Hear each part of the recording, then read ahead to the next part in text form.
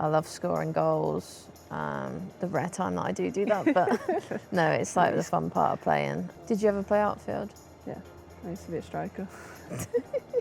Till I was 16 Why as well. Well, Would you like me to repeat the yes, question? please.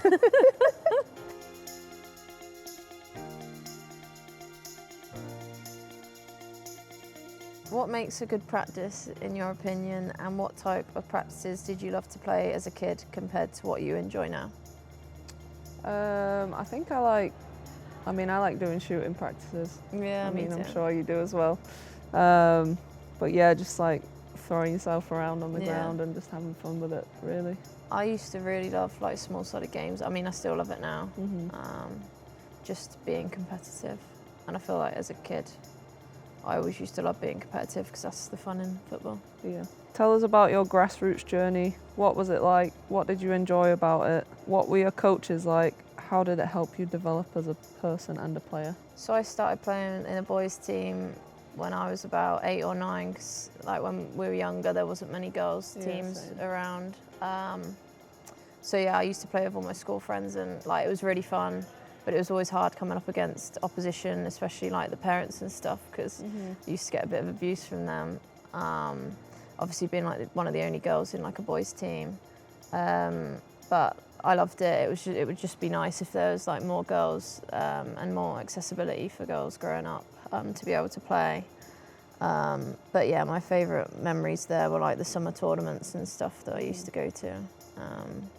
But yeah, it was cool. I think I'm the same with you on that. Grew up in a boys' team and I feel like it gave us a bit of resilience as well. Yeah, yeah, I'd agree. Yeah, I forgot about the summer tournaments as well. Yeah, that used to be really fun.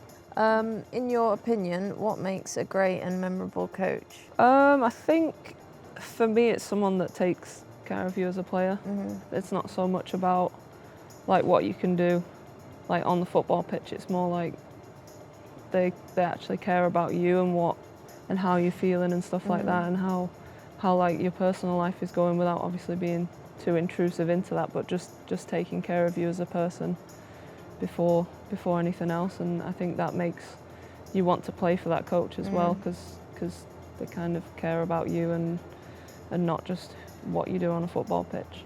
Yeah, for sure. And I think someone who can manage a team well, and it's not just like the starters and that's like who you think about. It's like being able to manage everyone and keeping everyone happy, and because I feel like when everyone's like enjoying themselves, you get the best out of everyone. And I think just being able to give like encouragement and stuff, I think is important, because like the coach is like the main person you want to impress, I guess. So. Yeah. What advice can you give to coaches to help them make training sessions fun while still developing players and meeting their needs? I'd probably say just make like it competitive, because I think that's what makes everyone enjoy like all the practices, like having it as like a competition, or even like warm up. I feel like that's normally people's worst part of like the training, just making them like fun and engaging. And yeah, I think just being able to, like I said, give encouragement where needed, and being able to read people and what they need in the moment. Yeah, make it engaging. Yeah, for sure. Yeah, I think that's the best thing. How has your role changed in the modern game, and what do you enjoy most about your position? I mean, it's changed a lot. I think goalies like play a lot more with their feet now, and it's a lot more. You have to be that 11th player. You get used a lot more with your feet, so it's kind of adapting to that. Like, your job isn't just to keep the ball out the back of the net. It's also to build plays, to kind of like be the first person to start the attack, like recycle the ball and that. So did you ever play outfield? Yeah, I used to be a striker till I was 16 as well. Wow. Yeah. Crazy. Yeah. I feel like mine's pretty similar. Well, I mean, I think I'm like an old school winger. Like, I don't have all these flary tricks and stuff. I kind of just kick it and run, and I feel like like a typical winger. And I mean, I love it. Like, I love scoring goals. The rare time that I do that, but no, it's like the fun part of playing. So yeah. What's the best piece of advice a coach has ever given you? I think to just believe in myself. Yeah, I remember going into professional football when I was like 16 and getting like chucked on in one of the first games, and I was like petrified and really nervous, and yeah, I think them just like saying to believe in yourself and have confidence, like especially in my position, like you have to have a lot of confidence to want to take people on and things like that. But yeah, I'd probably say that, because like I said, it's like always nice when a coach believes in you and gives you opportunities. Yeah, I'd probably say the same thing. Just have fun with it. Like you can't let things drag you down, and like I feel like everyone plays better when they have fun. Yeah, for sure. Reflecting on your journey so far, can you tell us what your favourite England memory is and why that moment is special? I think my favourite England moment is making my debut. I had to wait a long time, so I think that just tops winning the Euros just a little bit. But yeah, from a personal point of view, it has to be my favourite moment. Yeah, for sure. I think that like is definitely mine as well.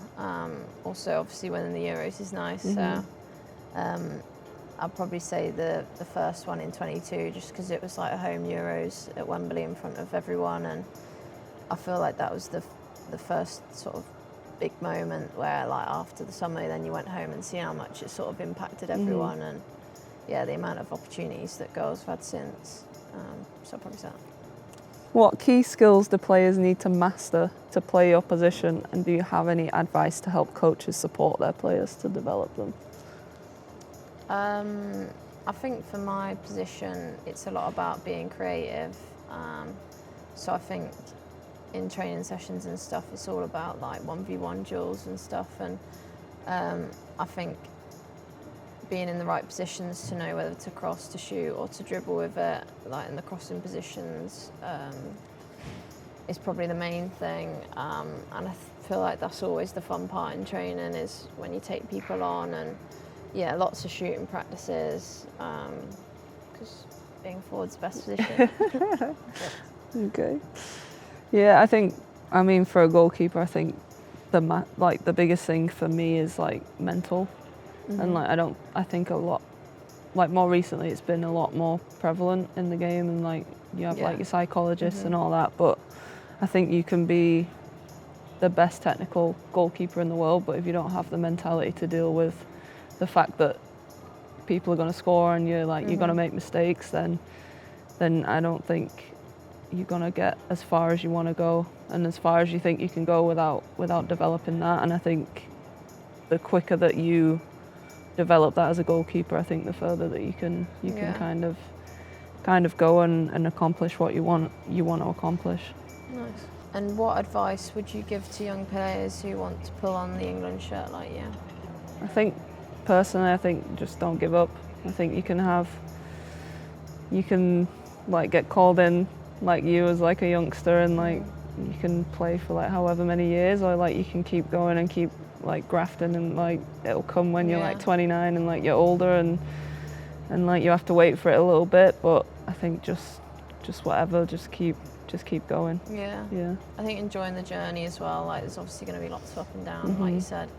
Some people peak at different times and get their opportunities later on, but yeah, it's important to believe in yourself, and like you said, don't give up. What do you think makes a high-performing team and environment, and what have Serena and her coaching staff done to help you become a high-performing team?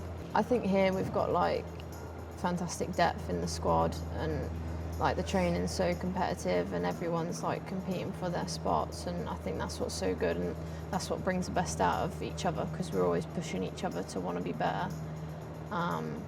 And I feel like you always know that there's someone behind you who wants the shirt just as much as you do. So I think Serena creates like a great competitive environment, and like she tells everyone what she wants, exactly what what you need to give to help the team. So yeah, I think just creating a competitive yet enjoyable environment is probably the biggest thing. Yeah, I think you've nailed that one. Can't add to anything.